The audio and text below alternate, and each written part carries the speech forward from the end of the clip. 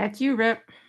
All right. Good evening, everyone. We're operating on some technical difficulties tonight. My computer decided it didn't want to cooperate, so I'm working off my laptop. But welcome to another Poultry Keepers 360 Live. We are so happy you joined us tonight. We've got a good show for you. We actually have a wing dinger of a show for you tonight, as Jeff would say. That was his quote, by the way. But we thought since it's, you probably got chicks going out of the brooder into the grow out stage. We talked about grow outs last time. We want to talk about the nutritional impact uh, or the impact nutrition has on feather quality and feather color. So, coming up in just a few seconds, we're going to get started.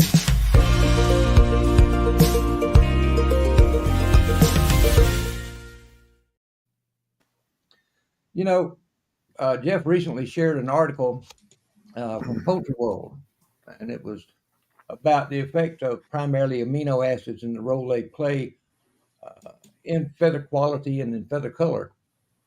So we thought we would build a show around that article. So many thanks to uh, the folks at Poultry World for for printing that information. So as you can see, we're all three here tonight. Aaron is here, Jeff is here, I are here. So why don't we get started, okay? Okay. Karen, if you'll pull up our first screen, feathers from quality to pigmentation. How can a feed's nutritional profile, feed intake, and the various feed additives influence feather development from an early age onward? We are what we eat, and I pretty much follow that same philosophy with poultry as well. Because in the last few years, since I've been hanging out with you guys and with Jeff and with Karen, I've learned an awful lot about nutrition and how it impacts everything about our birds, all phases of their lives, 365 days a year. They're always eating. So, Karen, let's go on to the next slide here. What can the number of feathers found in the litter tell us about our bird's diet? Jeff? So, Rip, when I stumbled upon this in another group, this whole article, I learned a lot from this. So, I want to encourage anybody who watches this, go find the article on Poultry Keepers 360, Poultry Breeders Nutrition. Go look for it. And there's just a ton of information in it. So I never really thought about it, but a lot of times people get excited when they see a bunch of feathers laying on the floor. They I think did. there's something right. You would assume that there's something wrong, but in the juvenile stage, to actually see, a large number of feathers on the floor, this study shows that the impact of higher protein, proper amino acid feeds actually help the bird with its feather cycle, and it allowed the bird to have its juvenile molt. And I've heard this from other poultry keepers out there, that they'll actually go through a molt, that first year, somewhere 7, 8, 9 months old before they ever hit a full year old. And I hadn't really seen it before, personally. But now, the pieces of the puzzle come together in my mind that, feeding feeding a higher quality or a higher protein feed. I don't want to just hang on protein because, the next few slides talk about the importance of amino acids. But, having that higher protein allows them to cycle through, you get better feather growth, and you'll see that juvenile molt. And that's a good thing, right? So instead of looking at it like it's a nightmare about to happen, it's not really. Actually, the article cites that, not seeing feathers in the litter should be more of a concern. Yeah. And like I said, didn't know that before. Before I read that article, I wouldn't have thought this. So, But Jeff, I got to admit that I had pretty much the same response to that as you did. Uh, and then in thinking back on birds I raised before I started on Triple M Farms feed and after, And I got to admit, there's a couple of times I went out there and I thought, who's been plucking feathers out of my chickens? Because they would be feathers everywhere, but nobody was bare or anything. So now it makes sense. Yeah. Completely Yeah. makes Can I ask a question? sense. Please.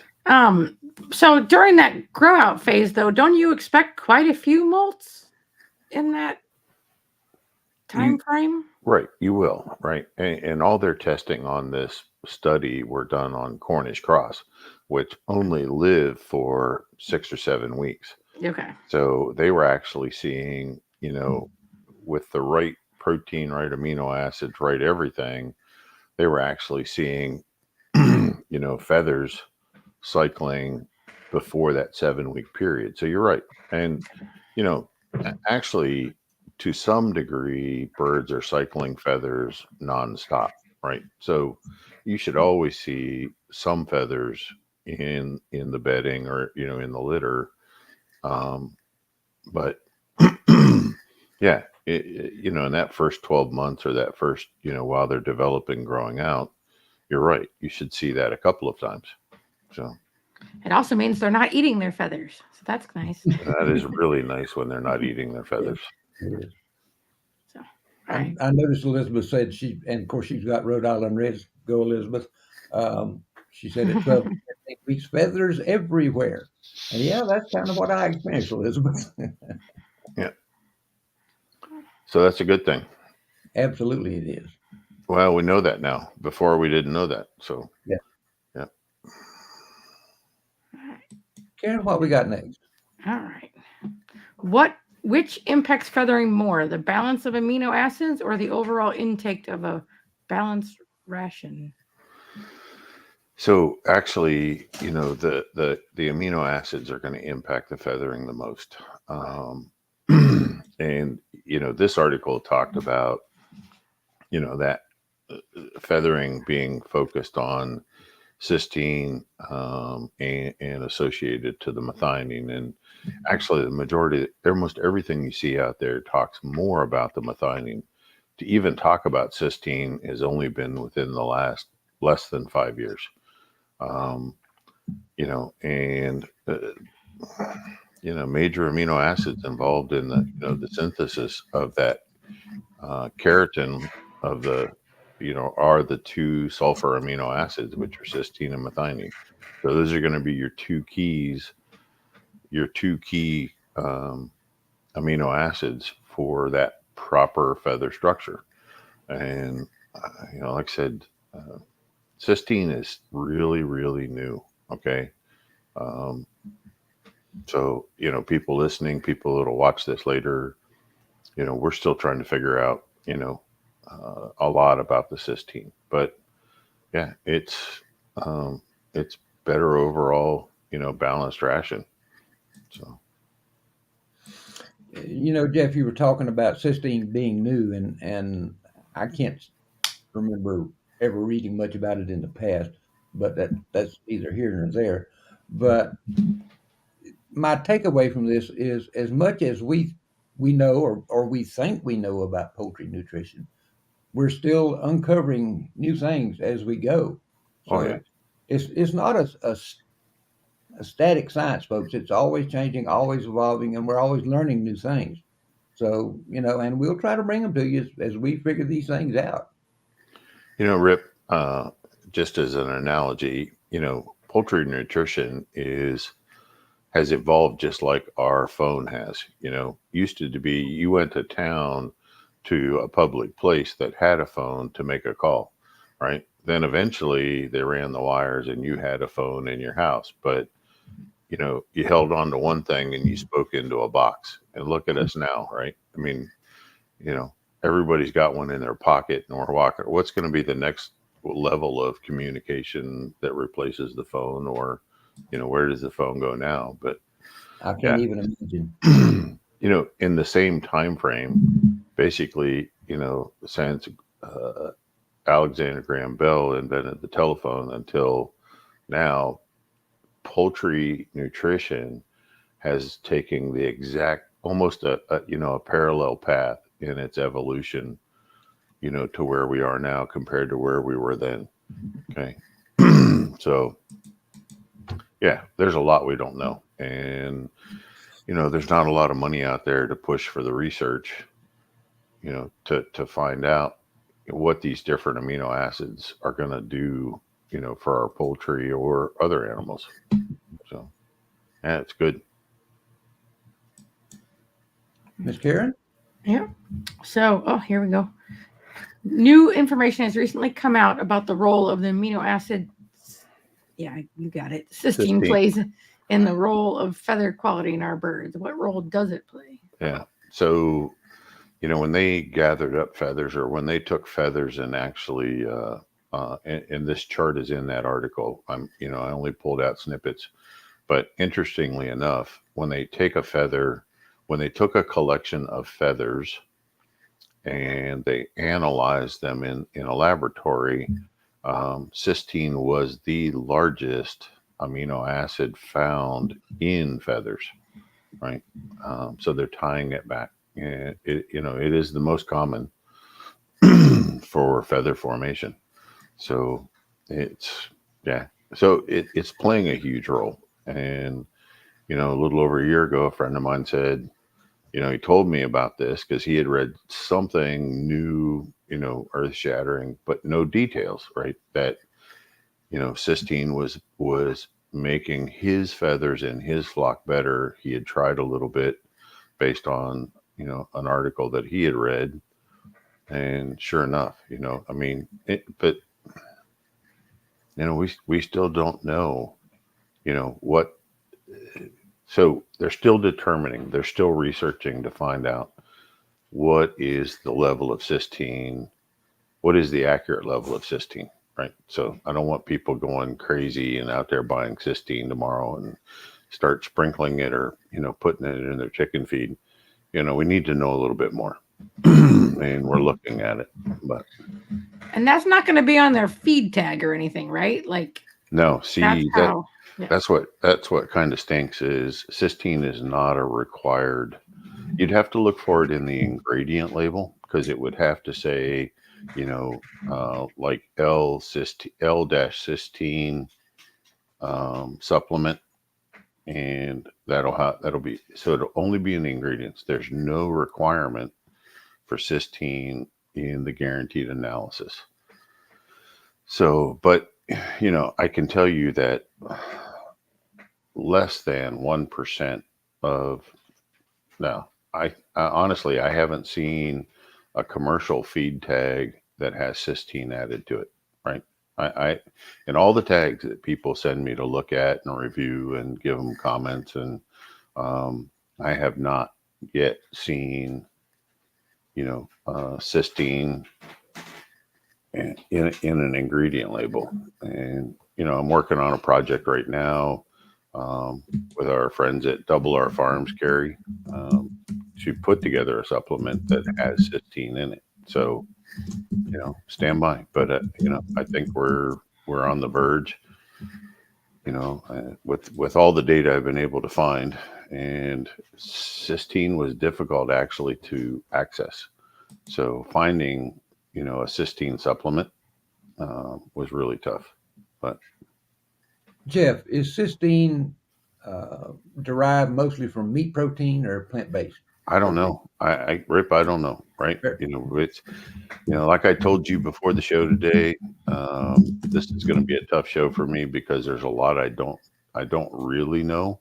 And, but I'm digging into it. So we're going to find out, or we're going to find out what we can find out, from reliable sources. And, we may have to circle back on this, a couple months down the road, talk about it some more. But tonight, I'm honestly a little blindsided, and just, there's not a lot out there.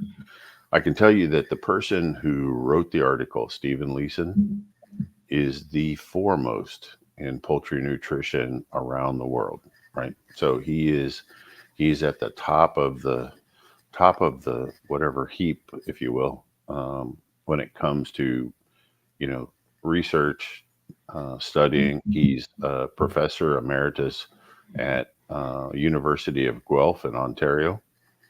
But everything I see coming out from Stephen Lysine is not driven by corporation money, right? So it's not being underwritten by some large corporation that's looking to get rich on a new idea. So usually his research is very independently and unconnected to commercialism. So I trust most of the stuff I see coming from Stephen Lysine. So Jeff, when I saw who wrote it, I looked him up just to see what I could learn about him, and he's done a lot of work in poultry nutrition.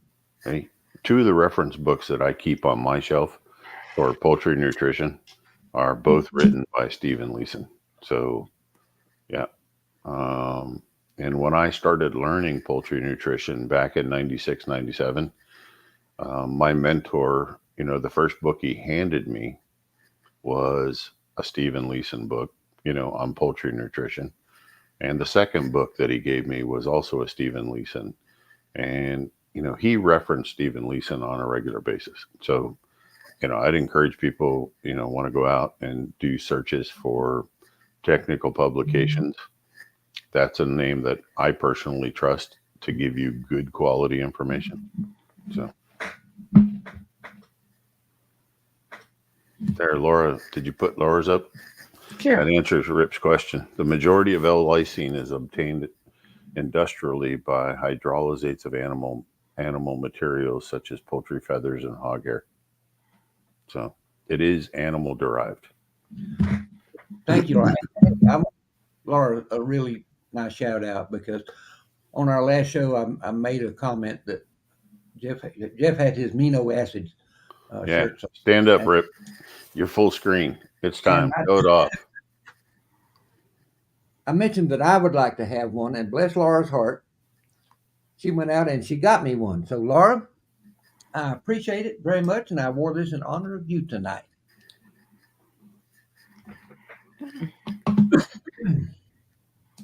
What do we got next, Karen? All right. What is the optimum level of cysteine in our bird's diet, and how can we check the level in our feed? Yeah, and I talked about that a little bit. We're still learning, and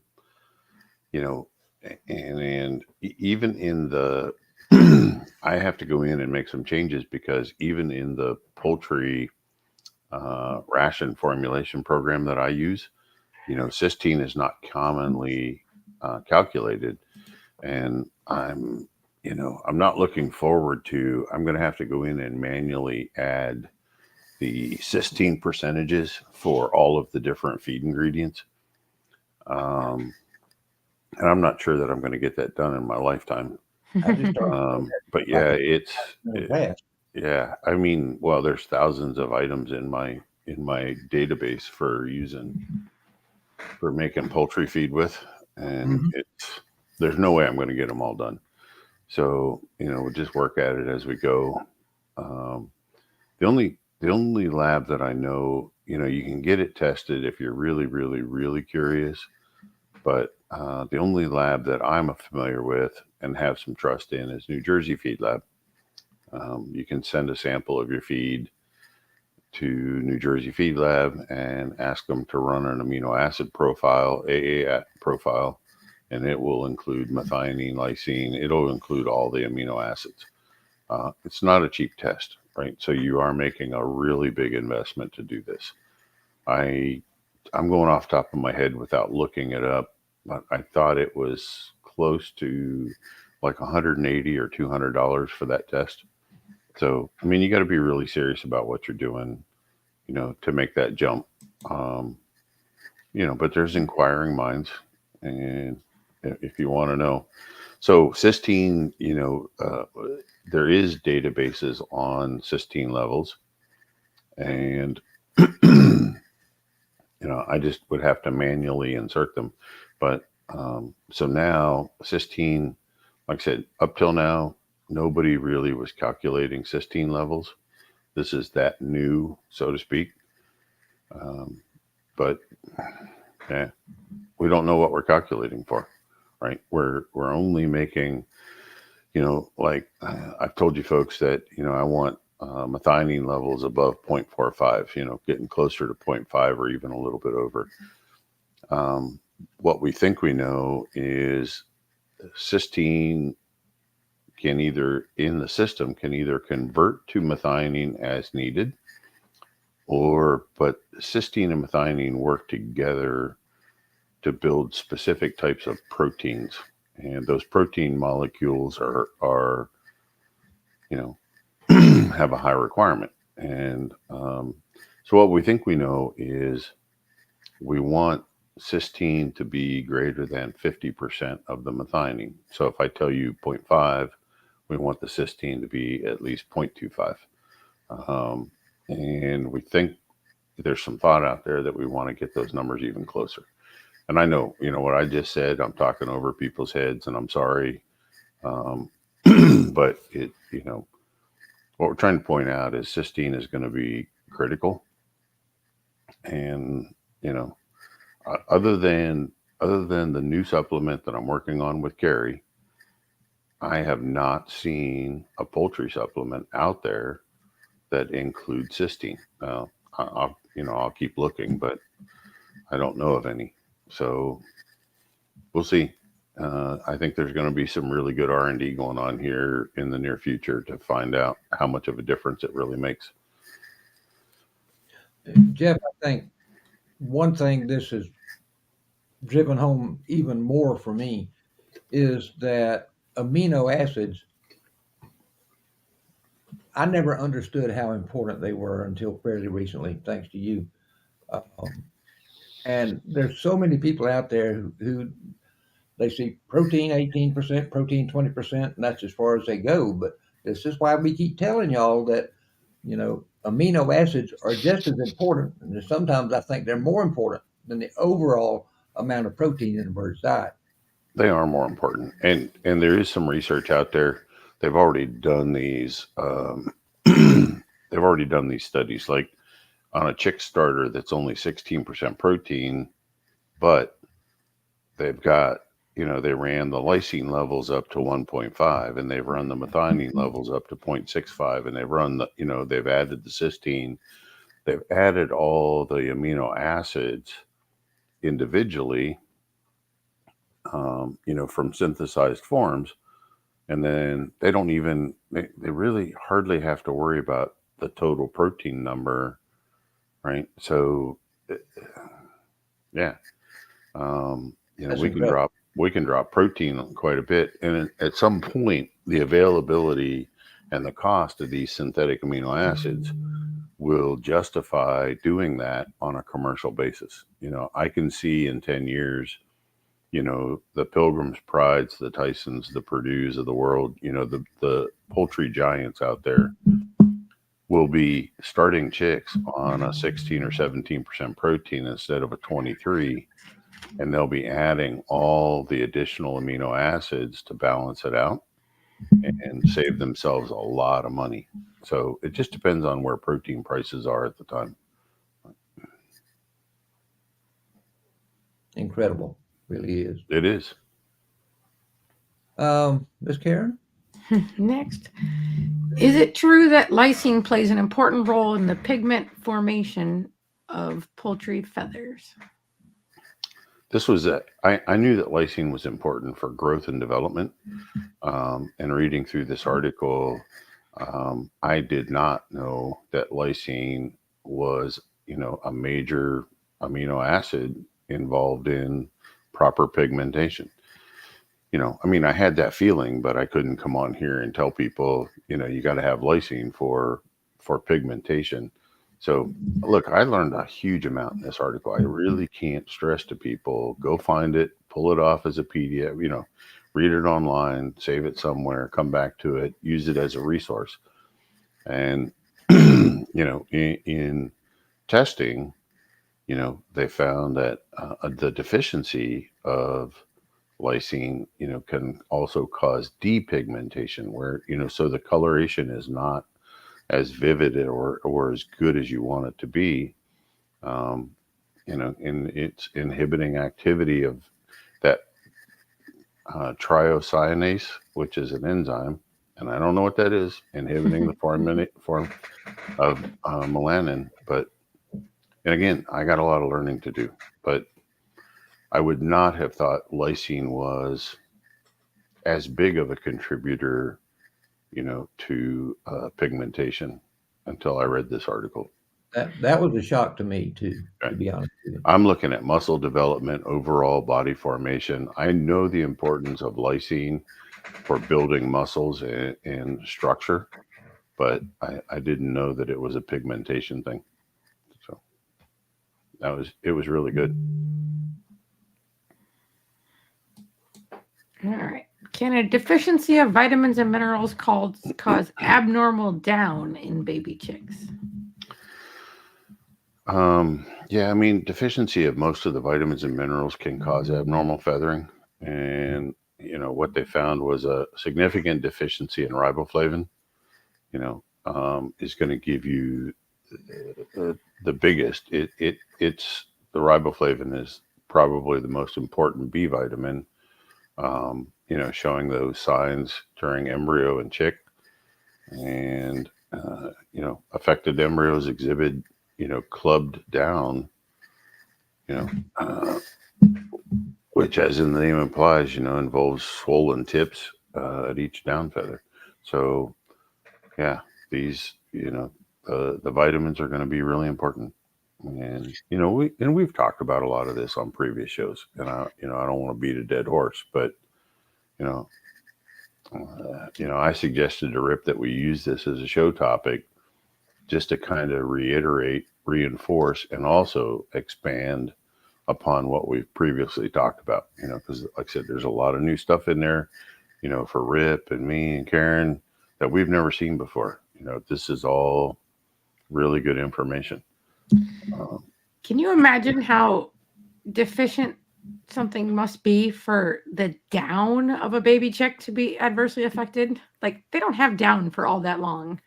Well, I mean, it's coming through from the mother, so it's a hen deficiency as well, Okay. right? So feeding the hen. Oh, look, Susan. Yeah. Sorry. Yeah, go Sue. Tell them. Yeah. Yeah. I mean, people need to go back to when the seed was planted, right? So the importance of that chick is actually when the hen ovulates, and it's before the hen even ovulates, right? So what does her body have available during ovulation before the egg ever gets formed to implant in that egg for that chick and that embryo? So and actually the quality of that chick goes back to when the hen was a chick and how it was developed. So you're looking at a long ways back to work towards perfection. You're looking at a long ways, the trail's a long ways, back. So yeah, I mean, Jeff, it's amazing. excuse Yes, me. sir. One thing that my mind jumped back to when you were just now talking about that, I had a lot of raised eyebrows come to me in private messages when we did that first program on the first 2 weeks of a chick's life and how important it was for setting it up for success. And this really hammers that point home because it's not just the chick we're hatching today; it's the chick that we hatched last year to get the chick we hatched from today. Exactly. So this Right. this all comes together and meshes together. This whole You're a whole generation. What you're hatching like right now Mhm. is going to be the seed stock, or it's going to be the foundation for what you're hatching, either next year or the year after, right? So, the better we make it, the better it will be. And everybody wants to, and I'm guilty of this, but everybody wants to fix something short term, Yeah. right? Like, in 2 weeks, I want to go do this. And, I am like the world's worst procrastinator when I'm doing something for myself, right? So I'll wait till the last minute, to pack my suitcase to go on a trip. I mean, like literally the morning I leave, I'm up throwing everything in a bag. So we can't, if we want to be the best breeder, we just can't be a procrastinator. We just can't put it off and try to fix it at the last minute. You don't get any do-overs. You don't. I mean, you wait till next year and do it again. But yeah, but you can't. Something that you missed in the early stages, I can't fix it later, right? So whatever you didn't do in the first 2 weeks, whatever you didn't do in that middle segment, whatever you forgot, right? Cutting corners early, I can't fix it. I can't fix it after it's an adult. Okay. It's one of those things we can't slap a Band-Aid on it at the last minute and solve your problem. It's not going to work. No, I mean, we try, but yeah, there's only so much you can do.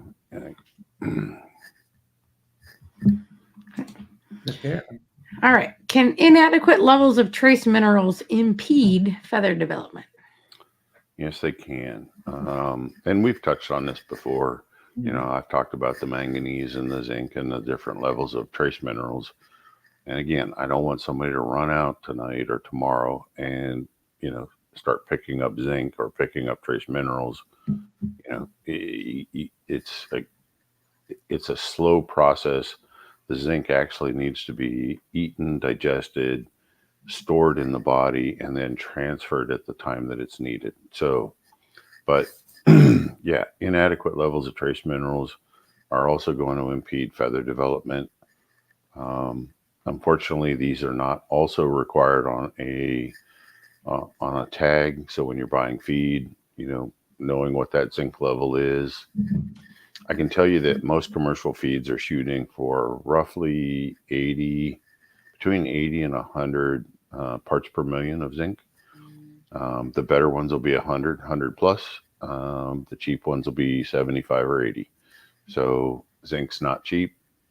It's an expensive ingredient to add to feed, as are all the trace minerals, right? So none of them are cheap. When you're looking at your tags, look at the kind of zincs that they're using. All right. So this is something new. I don't know that we've talked about before, and I'm just going to give you the really quick, 30,000 foot view. So the best digestible are going to be zinc chelates or proteinates. Okay. The next best digestible, now we're assuming zinc proteinates or zinc chelates are going to be 95% digestible. Then you come down to your sulfate levels. Most of your sulfates are between 80 and 90% digestible or utilized by the body, right? Then you come down to your oxide levels. Well, most oxides, whether it's zinc, manganese, copper, iron, whatever, oxides are going to be 40 to 50% bioavailable or digested by the body. Then you come down to your carbonates, right? And your carbonates are going to be below 40% usable. So they're on the tag and you might think you're getting it, but depending on what form it's in, it may be useless, right? The majority of that may be falling out the back end, that you scrape up later and throw away or put on the garden or put in the compost pile. So, the forms that you get of each one of these trace minerals is just as important as having the right levels. But, they had a study that showed that the zinc, studied where the deficiency frayed the feathers, especially in, faster growing. Again, they're doing all this on Cornish cross that live for 6 or 7 weeks. So, but the same things are going to apply, to our fancier chickens, to our exhibition and breeding birds. So just, look, this is just information. And I was almost hesitant to tell Rip, let's go with this because I don't want to scare people to death and, everybody becomes frantic. It's education, folks. That's why we're here. Okay. And we're all trying to be better. And we're all learning. Yes, we are. All right. You ready? Sure. All right. Can mycotoxins, however you say that, in a bird's diet affect feather development? Yep. Yes. They can. Are there Actually, any of these that the answer is going to be no? False. I don't think so. Just teasing. No. We're No positive. suspense. No Hey, suspense. we're positive people. All the answers are yes. Okay. We're positive people as we say You this know, is wrong and this is wrong and this is wrong. right. We've talked about mycotoxins before, past presentations. I've warned people about them. Regardless of the mycotoxin, whether it's arilanone, donvalmitoxin, ochratoxin, T2, it's a long list,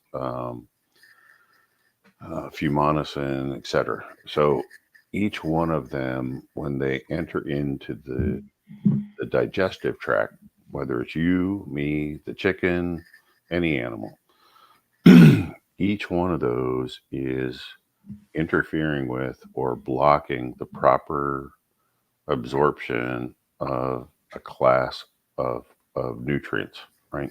So in this study, they found that T2 toxin would give you very sparse covering of feathers, and also ochratoxin would give you delayed feathering in broilers. Now, I think I've shared in the past the world survey done by Biomin. If you go to biomin.com or do a search on Biomin, they've been tracking mycotoxin testing around the world, not just the US. They're constantly pulling samples, and they're looking at what percent of total grain samples are contaminated with a mycotoxin, right? And depending on the growing year and what country, but the majority of the world, sad to say, is somewhere 60 to 70% will test positive for some mycotoxin or another. Okay, so they're out there, people. It's not, and sadly, with our current farming practices, it's not going to get any better. So I think we need to start thinking about different protection methods that we can put in place to help neutralize these before they become an issue, for the chickens that we're feeding. There are some things out there. So, if you feel that this is an issue that you're having and you want to have that conversation, reach out and we can do that.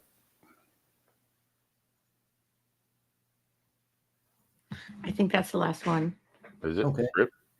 Do we have any questions? And Yeah. there's some coming in. We have a question. I'm not going to try to say that. Can everybody read? Yeah, acetylcysteine, same thing. Yeah, it is. It's just depending on where you're at, what they'll call it. But yeah, it is an acetate derivative. So cysteine will be an acetate. So that would be, yes, that will be the same thing. Okay. There weren't a lot of questions because, like you said, we are all talking about questions. Anna talked about vitamin E deficiency and how that's from the mother. Although I've never heard of crazy chick syndrome. What are the symptoms of crazy chick syndrome?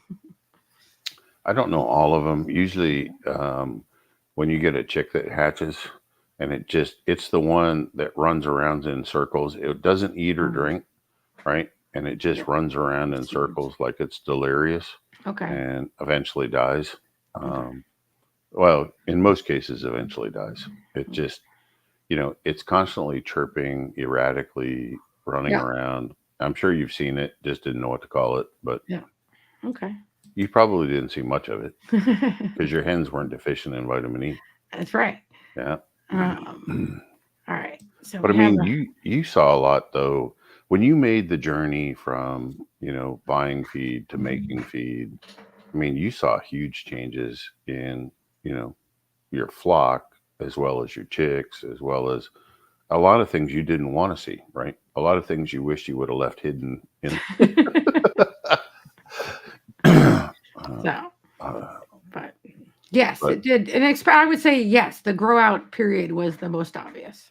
Yeah. You know what I mean? Like that and the egg numbers. Yeah. They probably grew out quite a bit faster, I would think, right? So They're Rhode Island Reds. It never feels fast. Touche, Karen. Touche. Yeah. All right, let's see. So maybe unrelated to the article here, but have you ever come across comparisons with feeding dry mash versus pelleted feed and feather quality? Have you ever compared feeding dry mash versus pelleted? No, I haven't seen a study on that. I don't honestly think there's a difference, but there shouldn't be a difference. It's really the ingredients that are used in making the feed that will make that feather quality. It's not whether it's a mash or a pellet. It's what goes into each one of those feeds individually and how well they're balanced. Yeah, I would agree with that. All right. So Laura wants you to know that she's smarter than you think. She is. She is. You sharp So- cookie. Yeah. Don't ever feel like you're talking over our heads. Most of us are here for the nitty gritty, truth and details. So, all right. Elizabeth, Rhode Island Red woman, once said that she's read studies that they need more V vitamins. How does she make sure she has enough? They do. Well, I mean, not just Rhode Island Reds. I mean, pretty much. Look, B vitamins are expensive, and large commercial feed companies don't want to overspend in making their feed to keep their profit levels good. I'm sure they're putting just enough for the average. Okay, look, most commercial feeds that you find on a shelf anywhere are made to a level to make backyard hobbyists with 10 to 20 chickens happy. Okay, keep them alive, they get eggs, but they're not reaching for any kind of specialty levels. There's a few companies out there. Of course, nobody really wants, Missouri would make a higher end breeder feed. Combach's making some breeder feeds. Many of the feed mills that I'm working with directly, we're starting to put breeder feeds out, and so there's getting to be more and more opportunities, but they're never going to be in your backyard, right? They're just not going to be just down the street, and that's I think that's why Karen got frustrated and finally started making her own feed, right? Well, she got tired of me telling her it could be better. It could be better. And then she proved to herself it can't be better. Right? So, Shaggy wants to know your best guess, Jeff. Would this information extrapolate to other species? yes. Yeah, 100%. Only if they have feathers, right? I'm just kidding. No, not even. I mean, know, I'm just hair. The cysteine is going to go to anything that's keratin, right? So, whether we're talking about hooves and horns on large mammals, whether we're talking about it's going to be hair quality. Problem is we don't know what the right level is. Even for human nutrition, there's not enough data on each one of these amino acids because there's no money to fund it, right? And so we don't, we're going someplace, but we don't know, 100% what that level needs, what that level is. Okay. So, like I said, we're probably 10 more years before understanding this, and then they're going to start talking about, other amino acids and what they do. So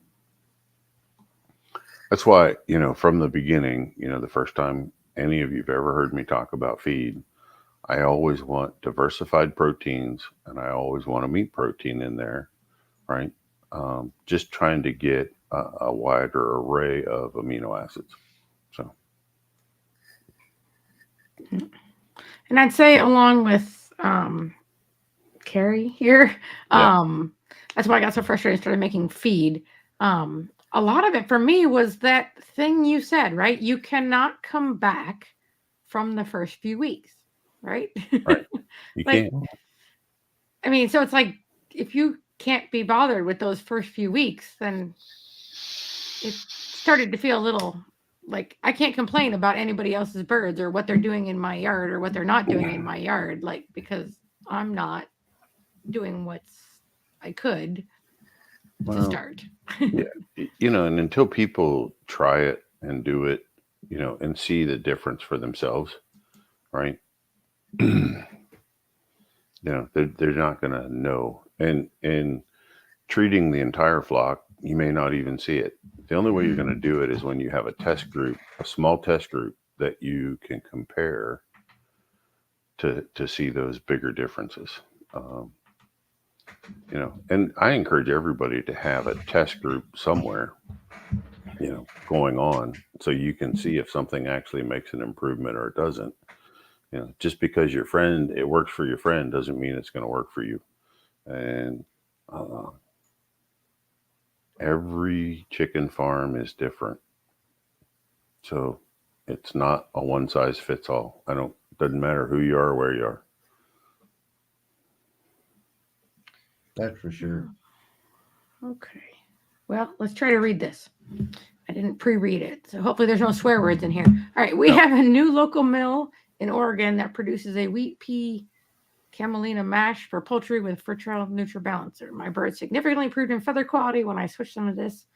The trick is we only have 2-stage options for the feed, 16% and 19%. Yeah, so it must be the layer and like a starter grower. And like I said, I think the 19%, if they were mine and I was doing breeding or exhibition birds, I would ask the mill for a little bit of fish meal if they have an open bag of fish meal. So I would supplement a little extra fish meal, or you can supplement with a breeder supplement, and that brings it up 1.5 points of protein.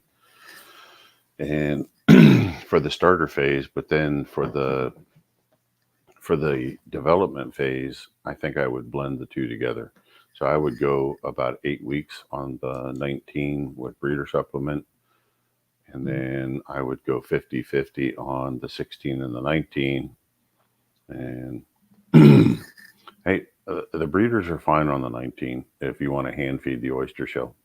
So, and that, Anna just posted in the comments that fish meal is the main base in the feed. And I think that is one of the biggest reasons why she saw much better feather development and plumage, and overall health in the birds. But, look, fish meal is expensive. A couple things. Fish meal is expensive. That's why most feeds don't have it in. 2, for some reason, the masses of people buying chicken feed think it's supposed to be vegetarian, right? There's not supposed to be any meat protein in there. And I honestly have never, in my 28 years of doing this, I've never met a vegetarian chicken in my life. So. And I just have to say it. The other problem with fish meal is the main thing. What happens to Charlie eating eggs? Yeah. Yeah, you got to back down on that for eating eggs, because if you stay too high, but you should sell that people, they're getting higher levels of omega-3, they're getting better nutrition. There you go. You just have to hold your nose a little bit while you eat them. Yeah. Depends on how sensitive you are. Right? Very. Let me tell you, very. Okay. All right. All right. Here's something that everybody could do if you think it's a wise choice. But Sue says that her best feathered champion hen is an egg eater. Hopefully not her own eggs, because you want those. Yeah. Yeah, and it's a bad habit, right? It turns into a habit. Yeah. Yeah, but what if you fed them eggs? What if you broke open eggs and put it over their feed before you gave it to them? No, they don't make that association. It's when an egg accidentally breaks, or it's cracked and they step on it in the nest. And usually I find is when one breaks in the nest and they step on it in the nest, that's usually when that habit really gets going. Okay. Then the only thing you really can do is segregate her and put her in a situation that she can't have access to her eggs. Rip quit on us. Huh? Yeah, Rip just decided he was done, so he's out. He dropped out on us. Yeah. All right. It's not like him to do that. Well, sometimes you got to do what you got to do. Okay. Sue wants to know if birds raised in pens on the ground or grass, would the soil composition make a difference? Absolutely. The nutrients in the soil, the nutrients in the grass, what kind of bugs you have, that all is going to play together. And that's honestly why a lot of people who free range their birds out where they can, eat insects and wildlife,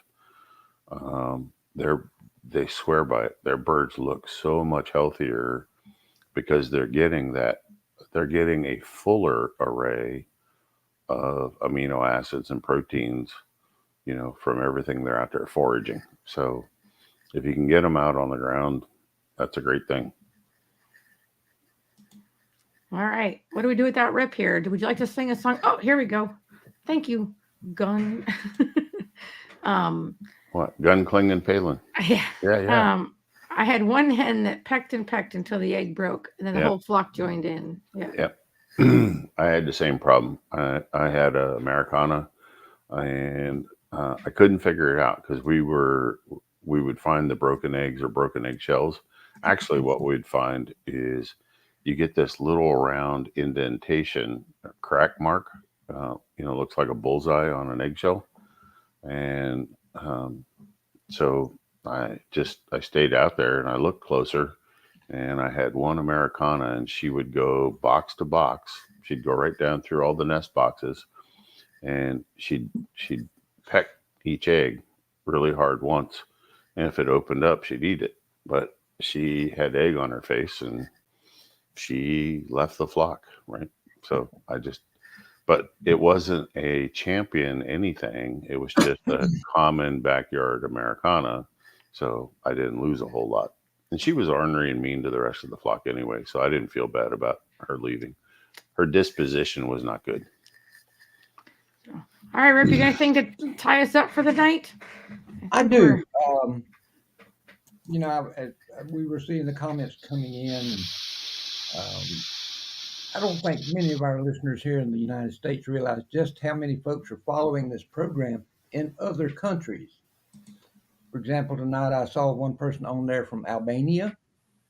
Yep.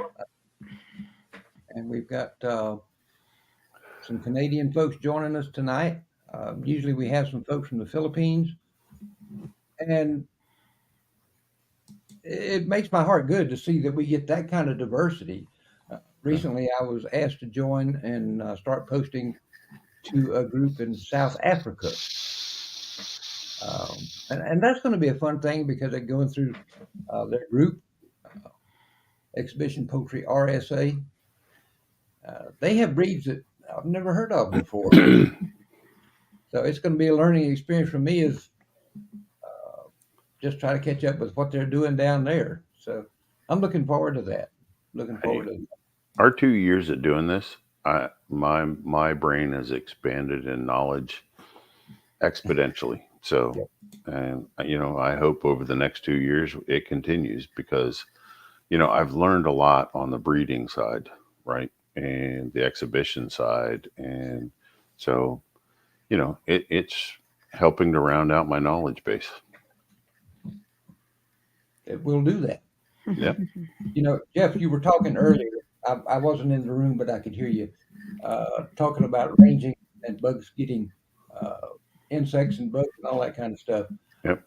I don't know if you even remember it, but this has been several years ago on one of our earliest shows, I think. You talked about providing cheap amino acid treats for your birds, and that was simply just by taking a bale of hay and spreading it out in a pen and letting it sit for a little while, and then allowing the chickens to have access to it. And that's some cheap redneck entertainment. It is. If you get what they call multi, basically it's not good enough to feed to any animal. It's like old rotten hay in the fence row, and just scatter that all over your chicken yard. You give it a week or two, and the insects will find it. Right, they'll be there feeding on it, and then you turn your flock in there. That is the best redneck entertainment you'll ever have in your life. So, and it does the birds. Oh yeah, they love it. That meat protein, you bet. I have one more thing before we go, and I would like to just give Jeff a shout out. His group, Poultry Breeders Nutrition, has just recently crossed the 8,000 members threshold. Yep, I missed it. You must have signed them. You must have signed them in, Rip, when I was sleeping or something, because I missed I missed the number 8,000. I kept watching it and watching it and watching it, but yeah. Well, I know you told me at one point that you had 6 more to go to get to 8,000, and Yeah. I didn't check it for a while, and I came back and you were already left that 8,000 number in the dust. Hey, it's a great group. You know, It is. I appreciate everybody in there. So I just wish people would ask more questions. Well, All right. All right. Karen, do you have anything else? Nope. We're good. Jeff, how about you? Nope. I think Okay. we covered a lot. We just didn't get a lot of questions, but I think the topic was almost too deep for, No, but you're asking yourself the questions, you're answering them, and they have to learn before they can go off and research. And now you're going to get peppered with them for the next 3 weeks. That's okay. Yeah. And All right. Jeff kept referencing that article that he and I read. I will convert that to a PDF file and put it up on our groups. Thanks, Rip. You can have That's great. easy access to that. All right. So, ladies and Sounds gentlemen, good. thank you for joining us on the Poultry Keeper 360 live stream. We will see, hopefully, each of you back in 2 weeks. So long, folks. Have a good Night, evening. folks.